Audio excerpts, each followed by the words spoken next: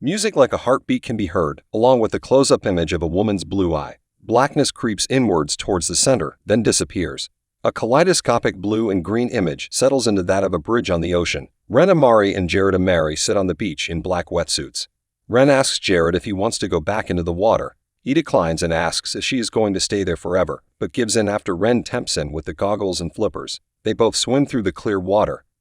Another kaleidoscopic image settles into a view from a building window. Ren opens her eyes with a stream of black fluid dripping from her right eye. She is sitting on the floor, surrounded by empty plastic eyedroppers. A countdown clock shows that other life will go live in a little over 6 days. Voiceover begins from Ren sitting in an interview with the TEA, a drug administration. An interviewer comments on her exceptional academic record, which ended 4 years ago. Ren responds that it was due to an accident where her brother nearly drowned. The interviewer offers her condolences, but Ren clarifies that her brother had survived the incident. They discuss other life as a difficult-to-classify technology.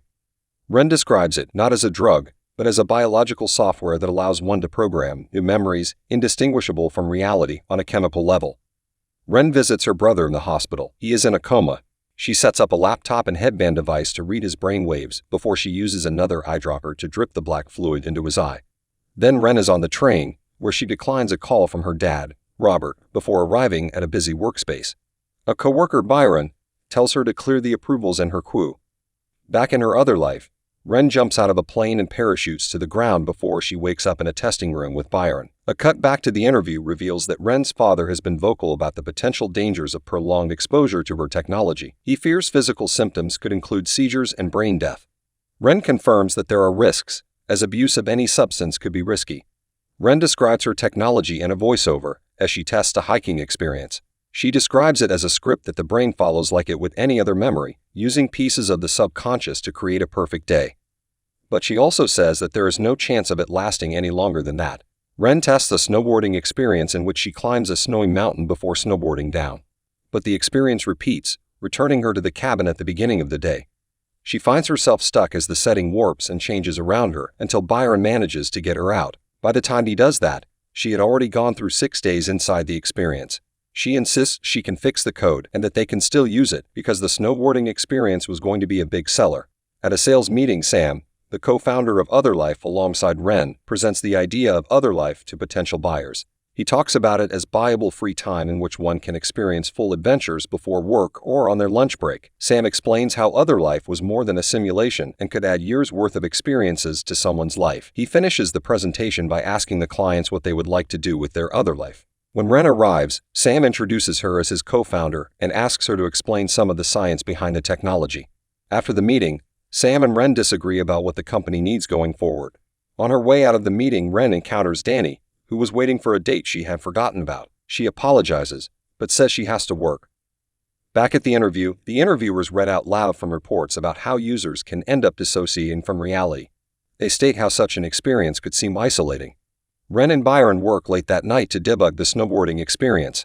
The countdown clock shows Other Life will go live in about 5 days. Ren finds the error in the code and tests the new version without issues. They continue to work late, and Byron asks about the number of tests Ren has done. She tells him 482, which he compares to living about 20 days in Other Life during one real day.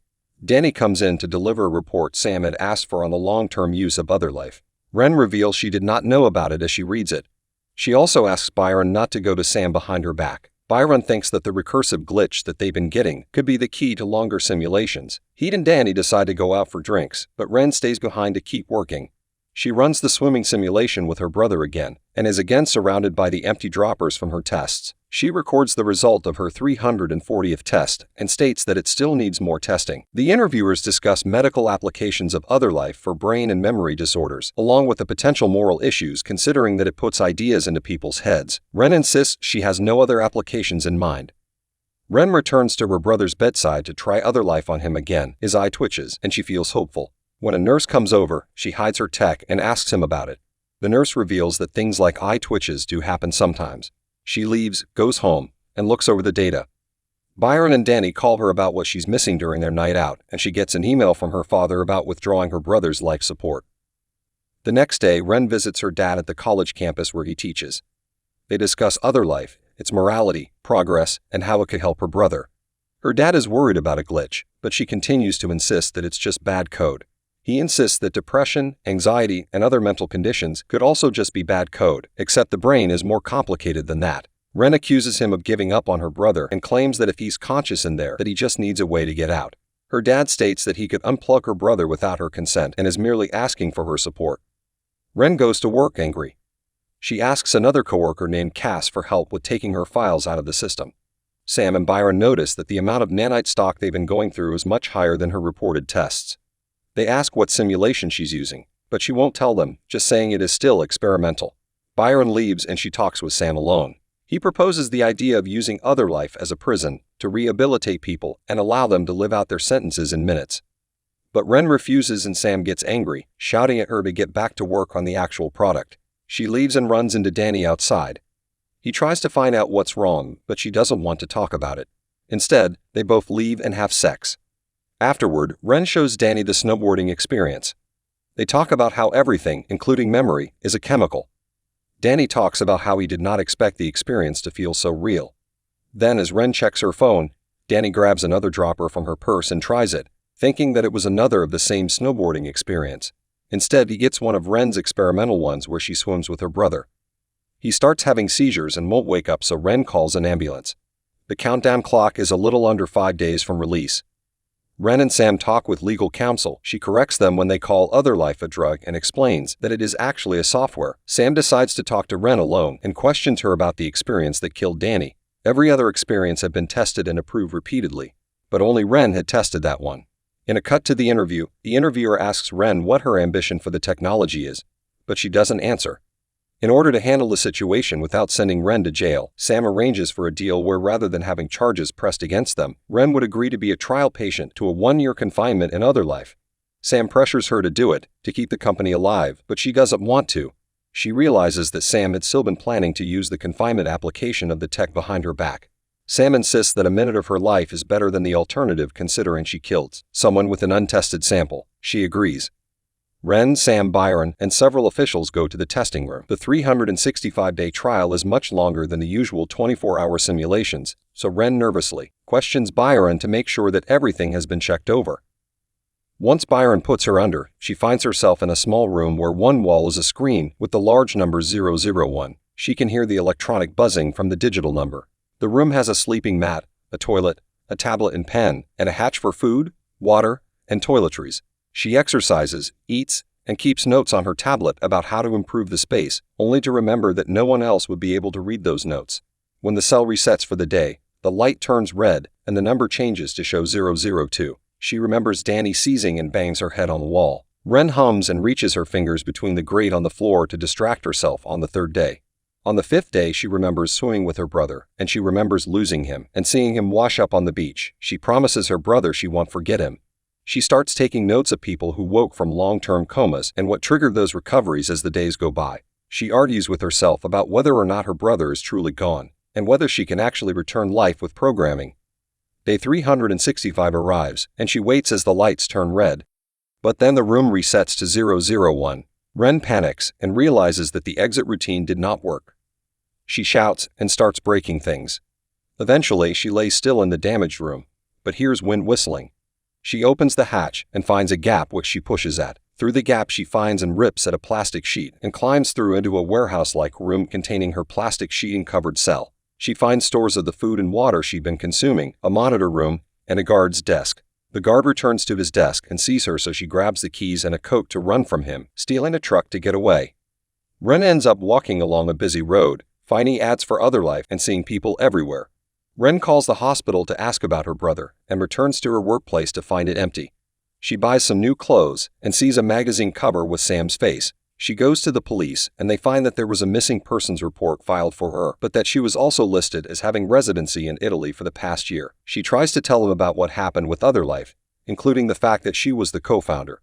But the police don't find any evidence of any charges filed against her. When they go to check out the cell, they find nothing but remnants. She checks her apartment, but someone else has been living there for the past year and the attendant at the front desk won't let her check for her stuff. Meanwhile, Sam arrives, promising that he had come as soon as he heard and wanted to get her somewhere safe. The attendant at the front desk does not let Sam into the building, and Ren tries to avoid him. She eventually manages to sneak out without Sam seeing her. Ren goes to find Cass for help, who lets her in and gives her something to eat. Cass reveals that the other workers thought that Ren had cashed out and left to go to Italy without saying goodbye. Ren also finds out that Danny didn't die, and sees him again. Ren, Cass, and Danny gather at a restaurant where Danny talks about his experience in the swimming simulation, where he felt like he was drowning. He woke up in the hospital but was fine after a week of testing. The launch of Otherlife also went well, confinement being a backbone of the company with proposals for some sentences to last decades or even centuries. Ren decides that she wants to get to the bottom of what happened. Danny tries to encourage her to run or tell the media. Ren reveals that she registered her dad's patent, which she refused to use, with hope of helping her brother. But that patent had now been stolen by Sam. Using Cass's ID badge, Ren and Danny sneak into the Otherlife building to look for Ren's data. They find Byron's office and Danny holds him back so Ren can use his terminal. She finds her hard drive and takes it back, but Byron manages to alert the authorities, so Ren punches him and they both leave. Danny and Ren manage to escape, but Cass is captured by the authorities. Ren explains that they will need an Otherlife printer while they drive away, but since the Otherlife building has most of them, they leave the city to get to the one at Robert's house. When they arrive, they find the house empty, so Ren gets to work. She wakes up the next morning at the desk, and she and Danny take a moment to take in the location as they have breakfast. Ren apologizes to him, he forgives her, and they have sex. The image of her eye from the beginning of the movie appears, and she wakes to the sound of her dad coming home. Ren goes to talk to him and tells her dad about how Sam stole her work. She also realizes that her dad was the one who filed the missing persons report. Returning to the printer, Ren explains her swimming simulation. She says that when Danny took it, it gave him the experience of being underwater and he drowned, subconsciously choosing that option for how the simulation would go. Ren's intent when designing the experience was to create multiple branches to give Jared a choice, and an option where he could get out alive and thus wake up. Her version of Otherlife was one with the option to rewrite memories, which was dangerous and drug-like. She also expressed worry that the company would eventually refine it to that same point. Robert says he'll call the TDA to raise a safety challenge, which will tie Sam up for a while in a review and give them time to finish it. But Ren prints the experience and insists that it will work when her dad asks if she had already finished it. She goes to the hospital to give it to her brother. After a few moments, he wakes up and Ren is happy, but then he begins to seize uncontrollably. Ren hesitates, crying, then finally pulls the plug. She stays by his side at the hospital into the night until Sam approaches her. He describes seeing how Jared had made a decision to live in a dream world rather than wake up. Ren starts seeing flashes of the testing room, of people shouting and confused, and of Byron telling her to wake up. The hospital disappears and she returns to the beach yet again, alone, and realizes that she's still in her other life. She walks into the water and lets the waves crash over her. The water shifts to kaleidoscope imagery with distorted voices, eventually turning red. Ren wakes up in the testing room and punches Sam before trying to destroy the recording. She eventually calms down and sits with T as she thinks about her brother and her interactions with her dad and Danny while in the experience. She answers the ambition question in the interview that she wants to give people a special chance at a kind of life they might not know otherwise. The interviewers approve the programming for public consumption. Sam and Ren talk where she apologizes for punching him and tells him she wants to withdraw from the company to focus on research and development. She would leave the company with Sam but would keep the patent. This angers Sam, and he throws something from his desk once she leaves. Ren attends Danny's funeral where he is cremated and talks to her dad about Sam. She asks him to come with her to the hospital. Before Ren can get to the hospital, she receives a call from Sam. He tells her that she needs to see something in person, so she goes back to the office and is greeted by things being put away. She finds Sam and Byron reviewing her experience. They realize that she had managed to break out of the prison and get excited about it as a potential interactive experience. But Ren refuses to help and tries to leave. Sam convinces her to sit down as he explains why she should help, but then he tries to force her back into the same experience. At first, Byron refuses to help until Sam tells him that the sooner he helps, the sooner Ren can get back to them, so Byron sets up the experience. Ren finds herself back in the prison, where she starts thinking her way through the days, and she manages to wake up on her own. When she gets up, she wipes the fluid from her cheek and forces Sam into the same experience. Her and Byron watch as Sam goes through the days until the system crashes, and they realize that they will have to wake him up or he could die. But Ren waits to do so until he has gone through all 365 plus 1 days like she had. Sam wakes up, and Ren and Byron leave him to sob in the chair. Later, Ren meets with her father at the hospital, and they mourn Jared's death. Ren returns to the bridge at the beach and watches the ocean. Make sure to subscribe and turn on notifications to stay on top of all the latest recap, and never miss a bit. Thank you for watching.